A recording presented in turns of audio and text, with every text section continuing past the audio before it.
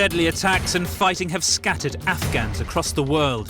2.5 million people from Afghanistan are registered as refugees, the second highest number on earth. Nearly 1 million of those refugees are hosted in Iran, where it's estimated that up to 2 million more Afghans live undocumented, with no legal documentation at all.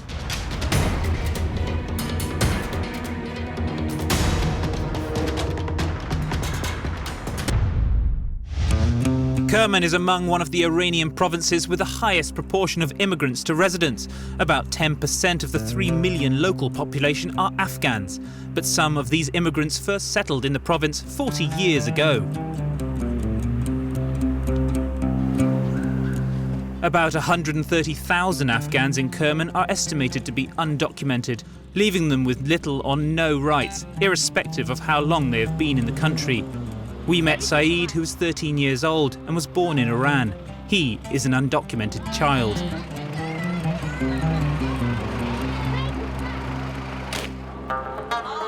This left him without the right to go to school until 2015, when Iran adopted a decree that opened public schools to all refugee children.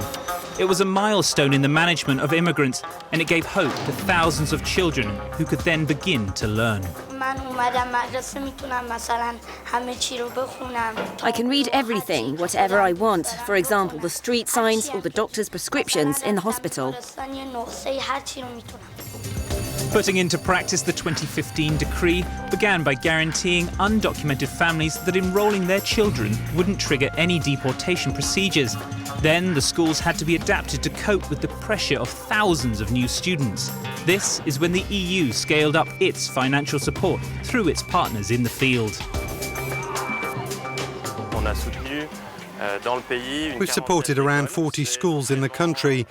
It was essentially supply of equipment and renovations in order to reopen some schools. This one in particular was closed for several years. We also organised access to education programmes to help children who were out of the school system in previous years.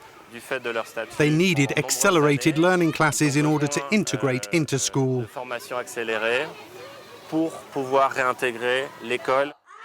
The EU allocated almost €10 million in 2017 to assist Afghan refugees in Iran. Commissioner Stylianides has visited the country twice, reinforcing how important the support that Iran is giving to refugees is for the EU, especially while the diplomatic situation remains delicate. I think things have changed very much since Afghans first arrived over 30 years ago, and we're not looking at basic survival now. So the idea will be very much to keep them enrolled in primary school so that they can look forward to going into secondary school and possibly even to university. The ministry in charge of refugees estimates that in the province of Kerman alone, 10,000 children are still out of school. Reaching the right level of education is among the reasons. Saeed could enrol at his regular grade after attending the NGO's summer courses, but financial constraints do the rest. Last year we enrolled them in the 4th grade. They attended for a few months and then I had to take them out. It was because of the cost of the transportation and school fees. This year things are working differently for the family. Until today, we haven't been asked to pay for anything at school. I started working. I go to a pistachio farm and my husband works as well. And Saeed asked to start working too. This is how he managed to pay for the school bus. Every afternoon, he goes to work in a motorbike shop close to our house from 4 till 9. School capacity is still way below the need. The province of Kerman had a total of 30,000 enrolments in 2 years.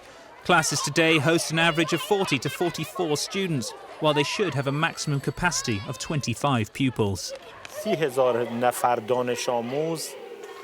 30,000 students, according to accepted standards of 20 to 25 students per class, we would need 1,200 classes. We left Kerman to reach Zangiabad. The school complex acts as a school hub for many isolated villages sprinkled around this desert region. Here, the Norwegian Refugee Council has just finished the construction of a new school. There was a capacity problem here that we could solve by building this school behind me. We built 10 classrooms that will allow 300 new students to have access to education.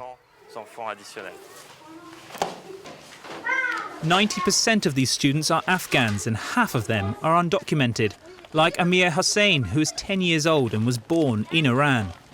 His grandmother is proud that, after her many years of hardship, some of her 21 grandchildren can finally go to school. We came from Afghanistan 30 years ago. A year later, I lost my husband. I couldn't send the children to school. We had a lot of difficulties and suffering. We were homesick, having no husband and having no one taking care of us. My children were orphans.